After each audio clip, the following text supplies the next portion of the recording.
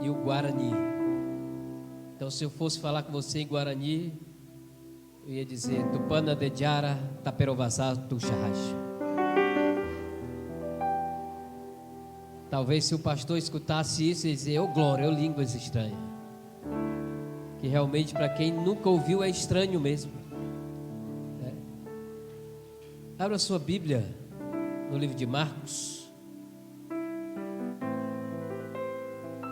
capítulo 16. A minha Bíblia não é em português, mas você pode acompanhar na sua versão da sua Bíblia, no seu idioma, ou na versão que vai estar aí no telão.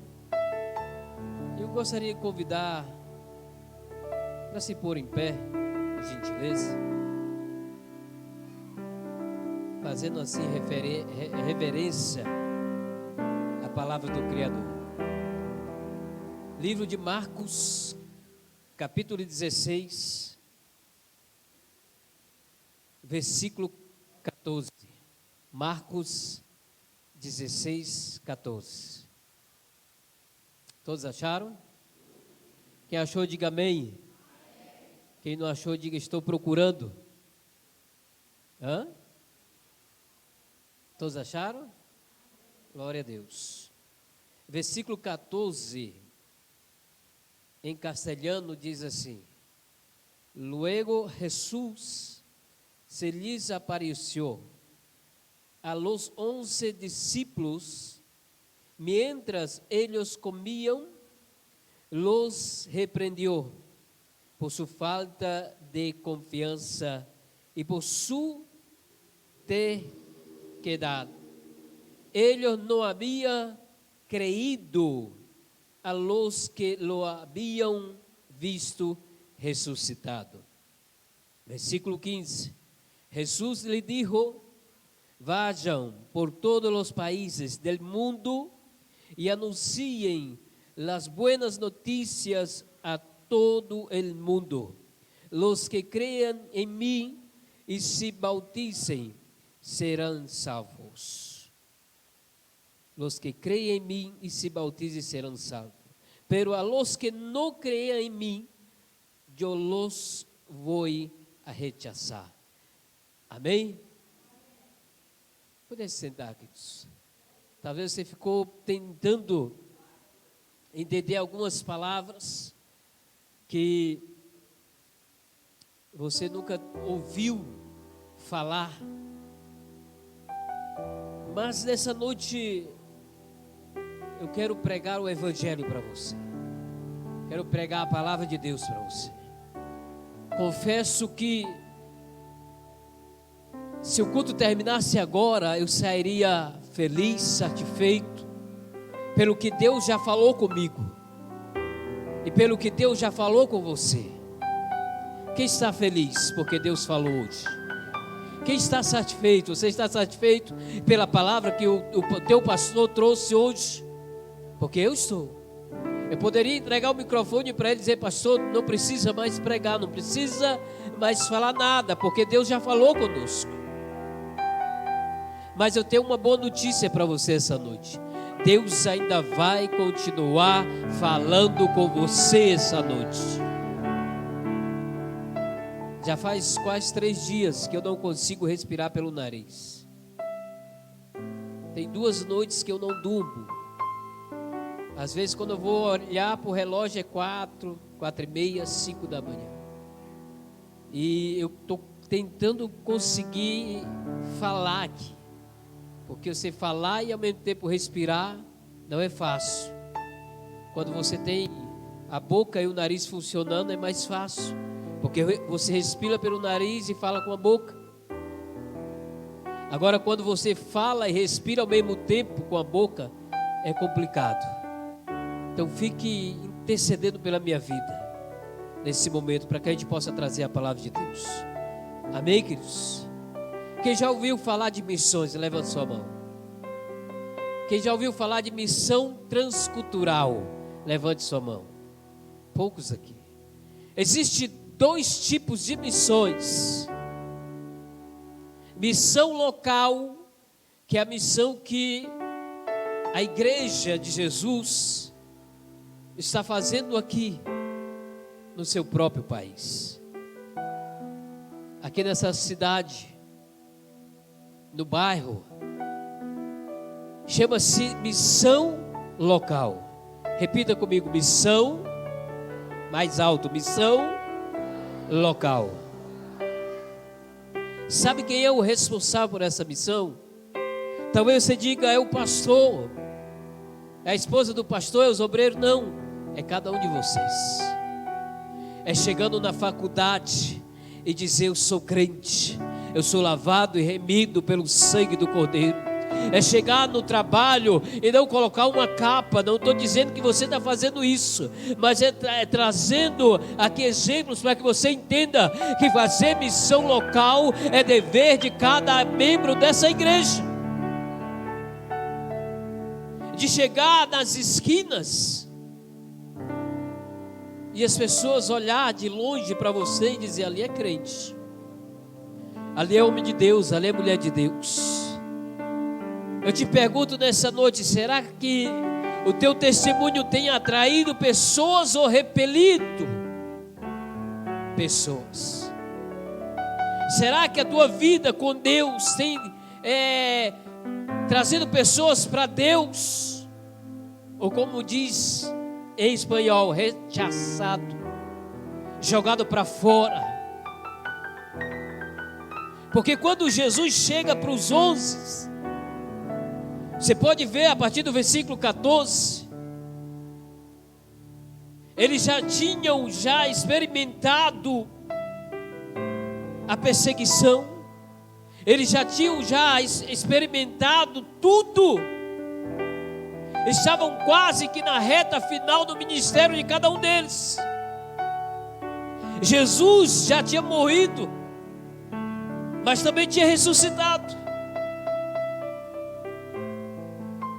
Você pode prestar atenção que logo no início do versículo 14, Jesus chega para eles repreendendo e dizendo: por falta de confiança, por falta de fé, eu tenho que vir aqui para vocês e dizer: vai e prega o evangelho. Porque Jesus disse: sereis minhas testemunhas, tanto quanto. Repita essa palavra: tanto quanto. Se você pegar o dicionário Aurélio, ou qualquer dicionário da língua portuguesa, você vai saber o que significa tanto quanto. O significado é: ou seja, você pode fazer a missão aqui, como também em outros países, simultaneamente. No contexto histórico da Bíblia, do chamado daqueles homens, Jesus estava dizendo para eles: olha, não precisa ficar em Jerusalém mais, mas enquanto vocês estiverem aqui, pregue o evangelho. Mas Jesus estava interessado de que ele começasse a expandir as boas novas, a pregar o evangelho, a anunciar essa palavra. Eu queria que você prestasse atenção no que Deus tem para você essa noite. Deus usou o pastor, falou sobre fogo, e eu estava ali meditando e eu disse: Senhor, eu tenho que me aguentar um pouco, porque depois eu vou falar. Se eu for forçar minha voz, se eu for fazer isso, eu não vou ter nem voz para pregar. Mas a gente fica ali com a vontade de sair pulando, de sair gritando, porque a unção de Deus, o fogo de Deus é tão grande na nossa vida. Mas eu comecei a meditar em uma coisa, e me deixa muito triste, e eu vou te dizer o que é, e o pastor aqui há de me concordar também. Às vezes, não estou dizendo aqui nessa igreja, porque eu não conheço nenhum de vocês, estou aqui há 3 dias. Mas viajando esse mundo afora, a gente vê, o pastor é sabedor disso, pessoas que é fogo, pula, grita, faz aviãozinho, faz tudo, mas quando sai lá para fora, não prega para ninguém, nem quer que as pessoas saibam que ele é cristão. E eu te pergunto, que fogo é esse? Que espécie de fogo é esse? Porque na Bíblia, se a gente for ler a Bíblia a fundo, a gente vai prestar atenção que existe vários tipos de fogo na Bíblia. Existe o fogo de Deus. Repita comigo, fogo de Deus. E diga, fogo estranho. Que tipo de fogo está na tua vida? Porque alguns anos atrás, quando eu era adolescente, que eu fui tomado por Deus, e Deus me encheu da sua graça, do seu fogo, a primeira coisa que veio do meu coração, na minha mente, no meu entendimento, é que eu precisava sair e pregar o Evangelho. É que eu precisava percorrer esse mundo todo, anunciando essa palavra, senão eu morreria. Talvez você diga, não, mas eu quero só aquele fogo que eu saio sapateando, que eu saio girando, que eu saio falando em língua estranha. É gostoso? É. Mas eu quero te dizer uma coisa nessa noite para você. Deus quer muito mais do que isso. Deus quer que você esteja cheio do fogo, mas é para ir lá fora, aleluia, tocar fogo no arraial do inimigo, para que ele saiba que há Deus nessa igreja. Se você for estudar um pouco sobre o que o fogo traz de benefício, você vai entender comigo. E um dos benefícios que o fogo traz é aquecer um ambiente gelado. Não é assim? O fogo, ele traz esse benefício. Ele aquece o ambiente gelado. E onde é que está esse gelo? Onde está esse ambiente frio? Repita comigo, lá fora. Mais alto, lá fora. Ambiente gelado. Lá fora. Irmãos, o que adianta estar pegando fogo dentro de 4 paredes aqui? Como eu disse e repito, é bom, é gostoso sentir a presença de Deus. O vosso pastor não está errado, é maravilhoso, mas se você for espiritualmente capaz de entender o que ele prega, o que ele anuncia, o que Deus passou para ele nessa noite, você vai entender que o fogo é para não somente ficar aqui dentro, mas para ir lá fora, para aquecer a alma do faminto, para aquecer a alma da pessoa que está no frio do pecado. Sabe aquelas pessoas que estão lá fora dormindo ao relento? Literalmente dormindo ao relento, em cima de papelão, coberto de jornais, passando frio, e você diz, eu estou cheio de fogo, mas não tem nem sequer a coragem de ir lá e abraçar aquela pessoa, dizer, deixa eu te aquecer. Eu te pergunto, que fogo é esse? Aí Jesus chega para os 11 e disse, olha, por causa da sua incredulidade, eu estou aqui com vocês. Querido, os apóstolos viviam literalmente o milagre com Deus. Eu te pergunto, é diferente hoje? Não é. Quantas vezes o vosso pastor pregou, foi usado por Deus, pessoas foram curadas, pessoas foram libertas, pessoas procuraram em Deus alguma coisa e encontrou, mas ainda parece que não é o suficiente. Parece que não é o suficiente. Eu faço missões há 20 anos. Eu já viajei quase a América Latina inteira, pregando o Evangelho, passando frio, passando fome, passando privações que você não tem ideia. Quando você chegar na tua casa e deitar na tua cama confortável, pense, há missionários lá fora, cheios do fogo de Deus, mas passando privações que você nunca vai passar.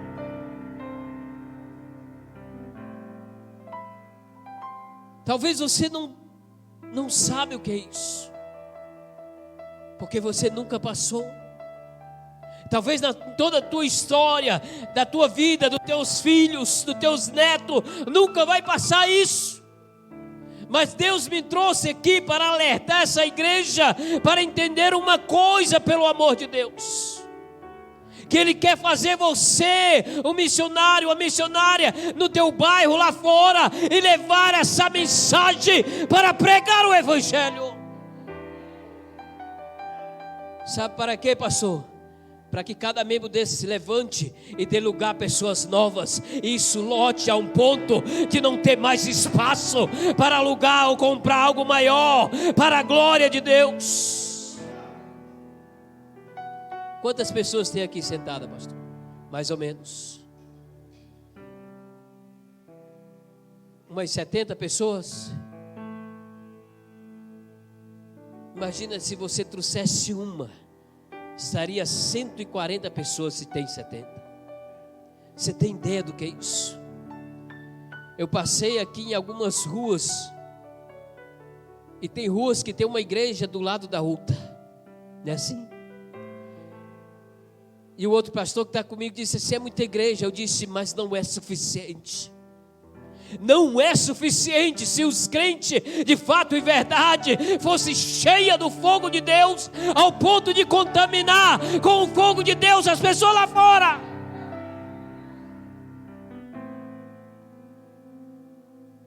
Porque é fácil, irmãos, é muito fácil a gente se encher de Deus aqui nesse ambiente gostoso. Sabe por quê? Porque aqui está a presença de Deus. Sabe por que é fácil? Porque aqui o Espírito Santo habita. Sabe por que é fácil? Porque aqui o pensamento é o mesmo. Sabe por que é fácil? Porque aqui a gente está buscando a presença de Deus. Mas vai lá fora, onde estão os demônios, onde está a sorte, onde está as potestades, onde estão aquelas pessoas cheias, carregadas, onde você sente o peso. E no momento de você ser a diferença, às vezes você parece até igual. Me desculpe eu estar te falando isso, porque eu sei que é Deus que está falando no teu coração essa noite. Alguns anos atrás, quando eu fui fazer missões no Amazonas. Quem já foi para o Amazonas aqui? Quem já ouviu falar da cabeça do cachorro? Alguém já ouviu falar? No extremo norte do nosso país, numa cidade chamada São Gabriel da Cachoeira, onde depois dela só tem Colômbia e Venezuela. Deus te trouxe aqui essa noite para você parar para pensar e rever os seus conceitos diante dele. Quando o pastor estava ministrando sobre altar, sobre fogo, eu estava meditando e dizia: Deus, se o meu altar está quebrado, se meu altar precisa ser limpo, se meu altar precisa ser reorganizado, faz isso em mim, Senhor.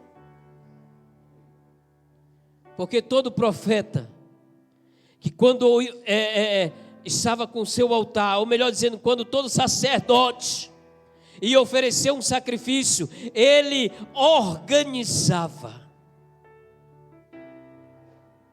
ele ajeitava as pedras, ele limpava, para que depois ele oferecesse aquele sacrifício.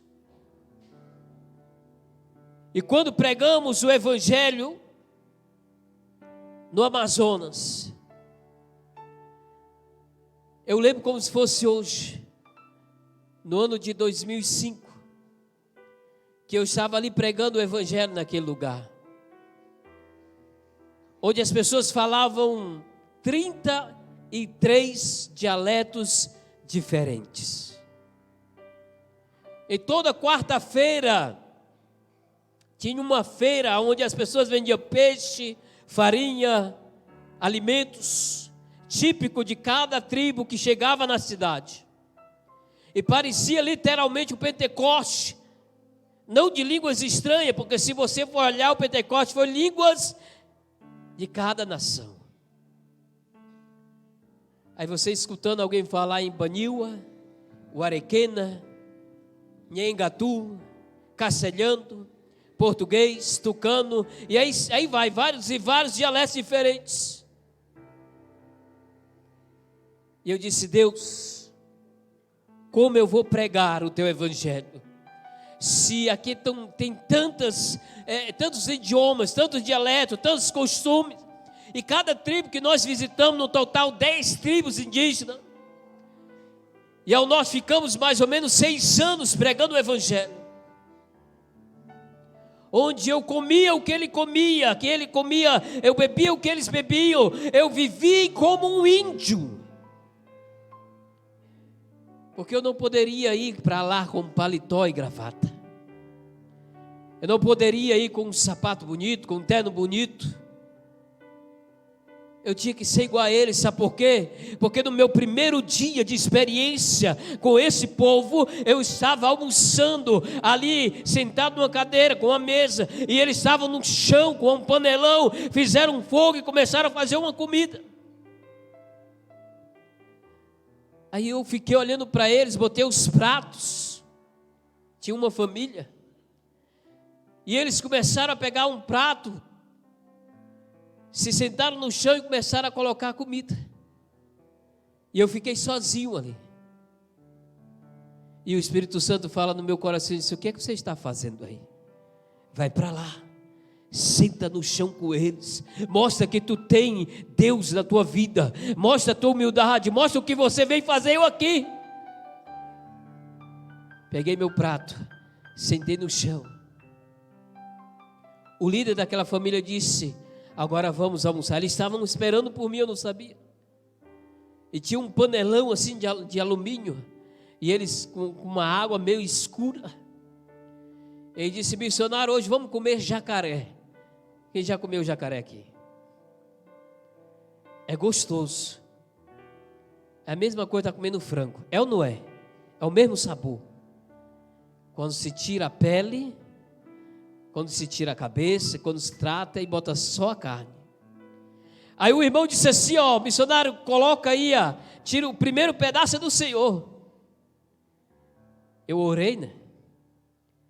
Quando eu peguei aquela concha, que eu puxei, veio logo a cabeça, com couro, olho, dente, vinha tudo. Só faltou piscar o olho para mim.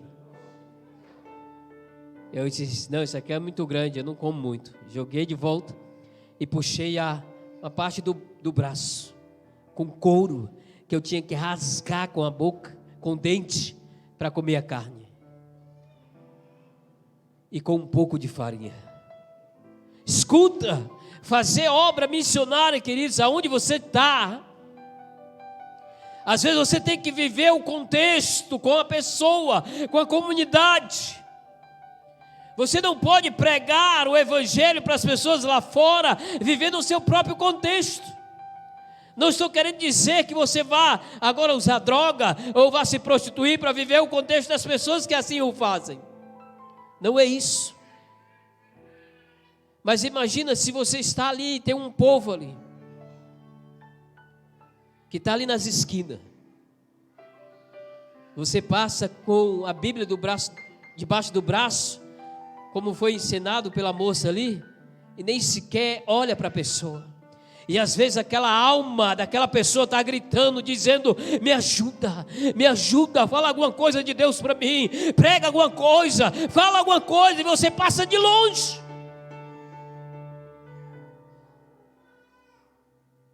Se você pudesse, você chutava até no bêbado que estava no chão.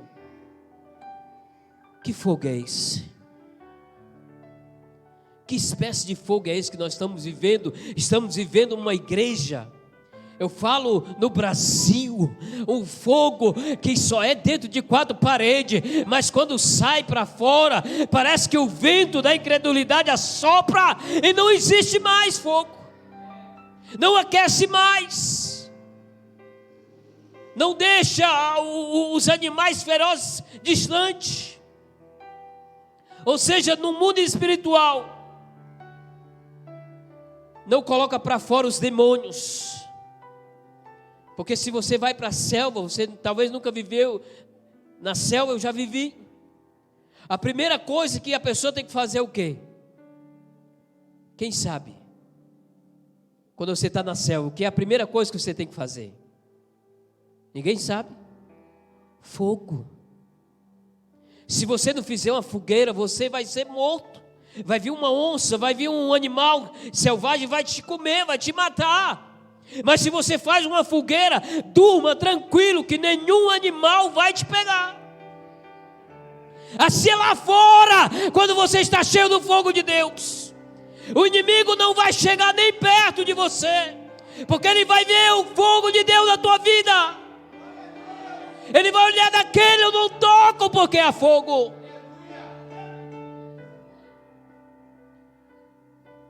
Queria que você dissesse para você mesmo: que fogo é esse que eu tenho?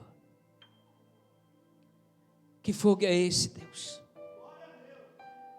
Às vezes eu vou para a igreja e fico quietinho, mas só Deus sabe como está dentro de mim, o meu coração, a minha alma está pegando fogo de uma maneira tão grande, tão maravilhosa, que eu digo: Senhor, eu não quero que esse fogo seja fogo estranho, eu não quero que esse fogo seja um fogo só dentro da minha igreja, mas eu quero que esse fogo que é teu seja lá fora. Esses dias antes de vir para cá, sabe quem é meu vizinho? É um bruxo. Meu vizinho do lado esquerdo é um bruxo. Eu não sabia que ele era bruxo. E eu orando a Deus, Deus me traz essa revelação. Sabe o que foi que eu fiz? Será que você tinha coragem? Eu cheguei para ele, carinhosamente eu bati no peito dele, eu disse: escute, preste atenção aqui. Eu bati no peito dele e disse em castelhano: usted tiene que cambiar tu vida, porque usted não está trabalhando para Deus, usted está trabalhando para o diabo, e Deus quer cambiar tu vida. Ele disse: não, eu estou trabalhando para Ele. Não, não está trabalhando para Ele, está trabalhando para o diabo. Pero quero te dizer uma coisa: há um Deus poderoso que vai cambiar tu vida. Aleluia. Basta solamente crer, basta solamente dizer: Senhor, cambia minha vida. Talvez você disse: mas eu não tinha coragem, porque ele é um bruxo. Não importa, é uma vida, é uma alma, e ele precisa saber. Ele precisava saber que Jesus pode mudar a vida dele. Ele precisava saber que Jesus amava, assim como me ama, como ama você.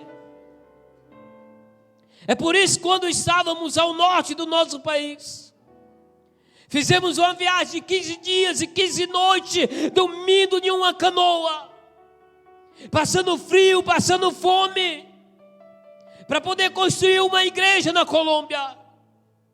Talvez se eu não tivesse esse fogo de Deus na minha vida, eu teria desistido. Depois de 3 dias viajando, sem comer nada, eu me lembro que o irmão tinha comprado um frango. Repita comigo: sapucaia eretana. Sapucaia eretana. Em português, frango muito gostoso. Quem faz comida? Quem cozinha aqui? Você teria coragem de comprar um frango, deixar guardado fora da geladeira e depois fazer um guisado, fazer uma comida? Quem teria coragem? O que aconteceria com o frango depois de 3 dias? Não ouvi. Aconteceria o quê? Apodreceria, ficava podre. Só que nós não tínhamos frigobar, não tínhamos geladeira, muito menos energia dentro da canoa. E um dos guias que estava com a gente disse assim: vamos parar a canoa, vamos fazer o almoço. Já era meio-dia do 3º dia. E colocaram aquela panela, fizemos fogo na margem do Rio Negro. E eu comecei a ver aquela água subindo, um negócio, um creme, um troço subindo lá, não sei nem dizer como é. Uma espuma, que eu tirava com a colher assim, e colocava fora, e eu sabia que ali era o sujo da água misturado com o frango que já estava podre. Eu saí um pouco assim na mata e comecei a chorar, porque eu comecei a me lembrar da comida da minha mãe, que muitas das vezes a gente reclamava e dizia: mãe, só carne, mãe, só ovo, mãe, só isso, só aquilo. Mas nessa noite agradeça a Deus pelo que Ele te dá todos os dias. Eu engoli o choro, limpei meus olhos, peguei um prato, coloquei um pouco de farinha com água do rio e coloquei um pedaço de frango. No momento que eu cheguei a pegar aquele frango, a levar à boca, você não tem ideia do odor que subiu às minhas narinas. Eu coloquei um pedaço de frango inteiro, fechei os olhos e engoli. Porque se eu fosse mastigar, eu não ia ter condições de comer aquela comida. E ao mesmo tempo desceu uma lágrima nos meus olhos. Eu disse: Senhor, se eu estou fazendo isso, não é porque eu quero, porque se fosse pela minha vontade, eu não estaria aqui, eu estaria lá em casa, na sala da casa dos meus pais. Mas se eu estou aqui, Senhor, é porque a tua chama, o teu fogo arde no meu coração, na minha alma, para pregar o Evangelho. E eu disse: Deus, eu só te peço uma coisa: guarda a minha saúde. Porque o Senhor sabe, eu sei, nós sabemos que o soldado ferido no campo de batalha, ele é recolhido, ele não pode ficar, ele não tem condições de lutar. Então me guarda de uma enfermidade. E o irmão chegou para mim e disse: Semô Maitá, Sapucaia Porangueretana. Eu poderia dizer, respondendo, Umbá, Semô Maitá. Ou seja, ele perguntou: meu irmão, o frango está muito gostoso. Eu poderia ter respondido não. Só que a minha resposta não foi Umbá, foi Porangueretana. Muito gostoso. Só que quando eu respondi Porangueretana para ele, ele disse: então toma mais. Como um bom brasileiro, eu dei um jeitinho. Ele disse: não, irmão, eu estou no mistério. Eu tenho que comer pouco porque eu tenho que jejuar. Mas eu não conseguia comer mais. Passamos 15 dias, 15 noites viajando. Quem já ouviu falar da palavra muquiado? Peixe muquiado. Então tem testemunhos aqui que eu vou falar agora. Vocês perguntam para ele: é verdade? É assim mesmo? Quando a gente pescava, colocava uma rede, uma tarrafa no igarapé, que é uma entradazinha do rio, para que no outro dia, se tivesse um peixe, a gente matasse e comesse. Foi num dia que teve 2. Um a gente matou e comeu, E o outro a gente fez um muquiato. Talvez você pergunte, mas que é isso, meu Deus? É simplesmente você fazer o fogo e fazer como se fosse uma grelha acima do fogo, colocar aquele peixe em cima e deixar que a fumaça envolva ele todo por completo, e para que ele possa criar uma capa protetora. É assim ou não é, irmão? E manter aquele peixe cozido, porque a gente não tinha geladeira. E o Rio Negro hoje ele é poluído com muito metal que é lançado devido ao garimpo, principalmente no sul da Venezuela, onde nós estávamos, onde aconteceu esse fato. Tudo bem, só que depois de 3 dias a gente foi olhar para o peixe, aí não tem muquiado que dê jeito. E a gente repartiu aquele peixe. Sabe o que é que eu fazia, irmão? Eu tirava aquele tapuru, eu separava, colocava do lado e pegava a carne do peixe pronto e comia, com as lágrimas descendo e dizendo: Deus, por que eu estou passando por isso? Você acha fácil sua vida? Ou melhor dizendo, você acha difícil sua vida? Vai fazer missão no outro país, vai fazer missão na Mata Atlântica, vai fazer missão onde não tem internet, onde não tem energia, onde não tem toda a tecnologia que nós temos hoje. E às vezes você tem mais de 200 contatos no seu celular, mas você não tem a capacidade de evangelizar, de dizer: amigo, amiga da faculdade, Jesus te ama. Manda um áudio para ela, você não tem. E eu te pergunto, que fogo é esse que nós estamos deixando dentro do nosso ser? Aí eu me lembro quando estávamos na Venezuela. Você sabe como é que está a Venezuela hoje? Um país totalmente devastado por um governo ditatorial e corrupto. Eu vivi um pouco disso quando eu estava na Venezuela. Mas eu quero te dizer uma coisa nessa noite. Ainda há um Deus todo-poderoso, ainda há um Deus que faz milagres, aleluia, aonde Ele olha para o altar que está consertado e Ele manda fogo do céu para fazer o milagre. A gente estava já cansado da viagem, com muita fome, e eu cheguei para uma irmã venezuelana. Ela olhou para mim com um olhar triste e disse em castelhano, disse: hermano, eu tenho muita hambre, não há nada para que nós outros vengamos a comer.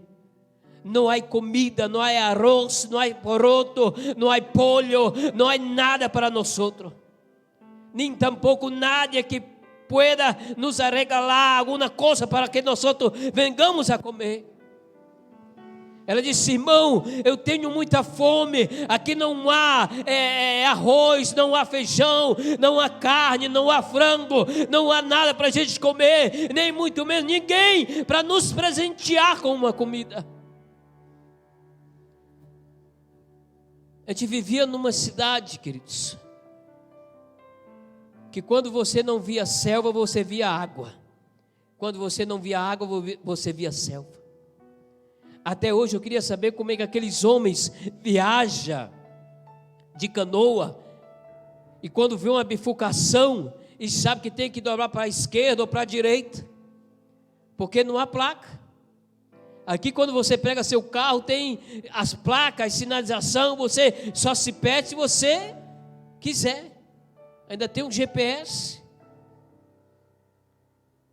Eu vou te dizer uma coisa para você.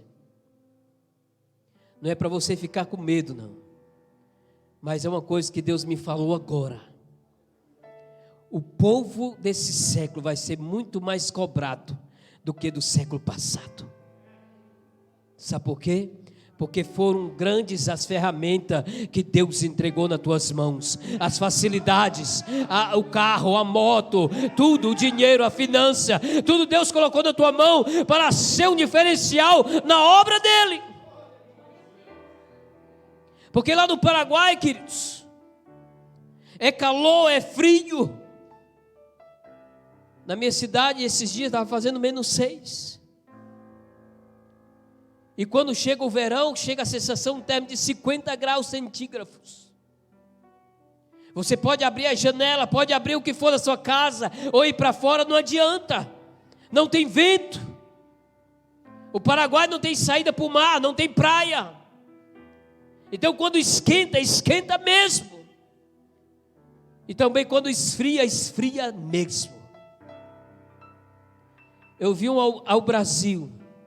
E eu disse: Deus, eu preciso de um carro. Não é um carro de luxo, mas eu tenho crianças lá. Eu tenho criança que às vezes vem sozinha, criança que sai da sua casa toda empacotada com roupas de frio e vem para a igreja para receber um lanche, que às vezes é a única refeição que ela tem. E olha para o que Deus te deu. E às vezes para o pastor arrecadar alguma coisa, tem que suar a camisa. E às vezes você não dá, mas sai lá para fora, vai comer uma pizza, paga R$50 numa pizza. Errado não é errado. Você pode comer quantas pizzas quiser, não estou falando isso. Mas eu falo sobre prioridade.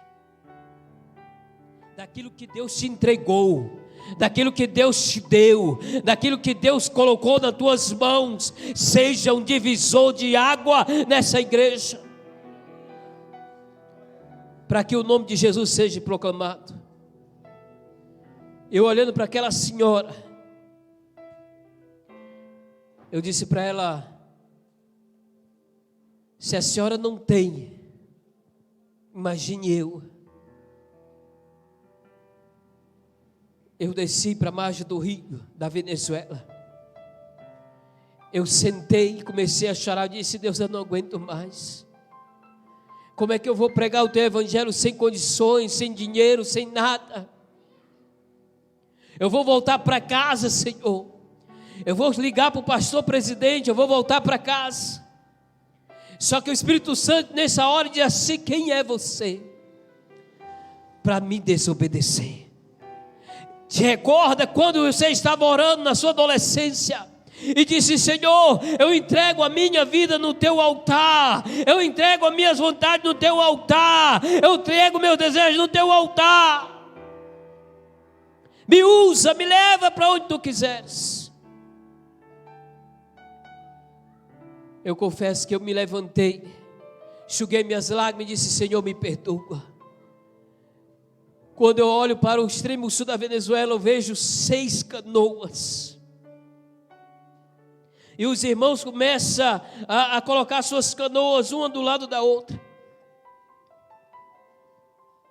Quem já viu um filme indígena, que os índios saem com uns pacotes grandes assim, enrolado numa folha de bananeira? Quem já viu isso? Lá não tem sacola plástica, então eles usam a folha bananeira para pegar uma carne, pegar alguma coisa e empacotar ali. E aqueles irmãos começaram a descer da canoa, com vários pacotes grandes assim, e entrando na casa daquela senhora, e eu sem entender nada. Aí o irmão sai e diz assim: missionário, vamos, entre, está na hora. Já estava anoitecendo. Queridos, até hoje, isso foi em 2005, eu nunca vi um banquete tão grande, de comida, de todo tipo de caça, de peixe, de tudo que você possa imaginar. Eu sentei e comecei a comer aquela comida, comecei a comer tão rápido, porque eu estava com muita fome, e o Espírito Santo veio ao meu coração e diz de novo: filho, eu sou ou não sou fiel contigo? Faz a minha obra, que eu providencio o banquete para você. O próprio Davi diz: Senhor, prepara-te uma mesa, Prepara-te um banquete na presença dos meus inimigos. O próprio rei Davi disse isso. Então, queridos, ore por nós, porque a gente vem pregando essa palavra há 20 anos, na Colômbia, Venezuela, Bolívia, Uruguai, Argentina e Paraguai, e alguns estados do Brasil. E não é só passar 2 dias, 3 dias, mas é passar 6 anos, 5 anos, 4 anos, ganhando vidas para Jesus, fortalecendo a igreja, para que outros missionários ou pastores viessem e tomassem conta daquele trabalho. Porque quando os apóstolos foram chamados por Deus para pregar o evangelho, eles tinham essa missão de ganhar as pessoas, formar uma igreja, deixar um presbítero, deixar um pastor para cuidar. E eu disse: Deus, eu preciso de um cargo, Senhor, porque você não tem ideia. Eu tenho uma motinha 125. Eu tinha um vídeo, mas não ficou muito bom aí. Mas eu queria que já que soltasse, é pequenininho, eu acho que não tem nem 2 minutos, acho que nem 1 minuto. É o vídeo das crianças. É um projeto chamado Hora Feliz, que iniciamos naquele bairro. Eu queria que você desse uma olhada, que você possa entender o que nós estamos fazendo ali no Paraguai. São crianças que nós estamos acolhendo, isso, Hora Feliz.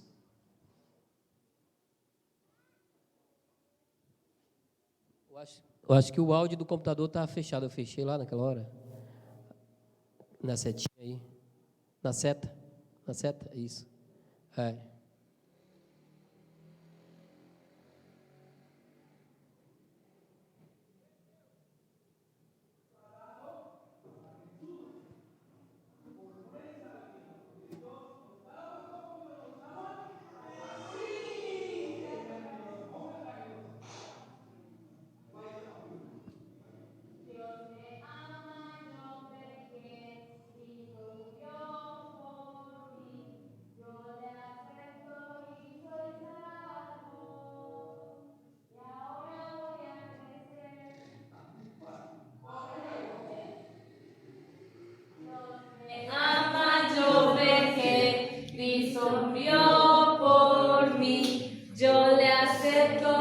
Isso é um trabalho novo que nós estamos iniciando nesse bairro.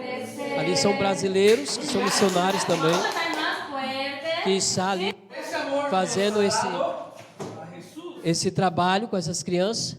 E tem também, querido, eu queria que você primeiro esse primeiro aí, que é o evangelismo que nós fazemos em casa em casa. Irmãos, estamos aqui no Paraguai, na cidade de São Pedro de Paraná.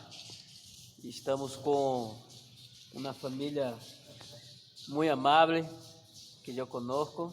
Estou falando em castelhano. É uma família que eu conheço e eles que alugam a casa para mim. E acabei agora de entregar uma literatura, mostra aí, da palavra de Deus, para eles ler e aprender um pouco mais da palavra do Senhor. Assim, nós estamos aqui em São Pedro del Paraná, estamos fazendo uma visita, falando de Jesus, falando da palavra de Deus para eles. Que Deus em Cristo abençoe a todos vocês que estão aí, conheçam um pouco da cidade onde eu moro. Minha casa está um pouco mais para lá, não sei se dá para ver, e estou aqui na vizinhança, falando de Jesus para essa família abençoada.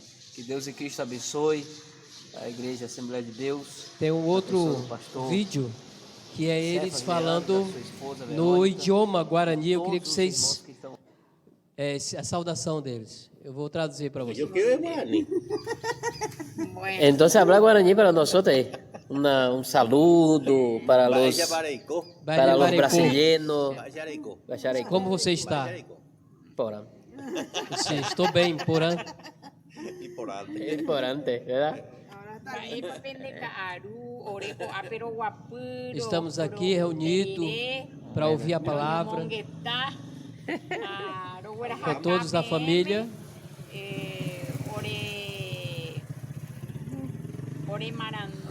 E estamos aqui tomando um tererê. E estamos muito felizes.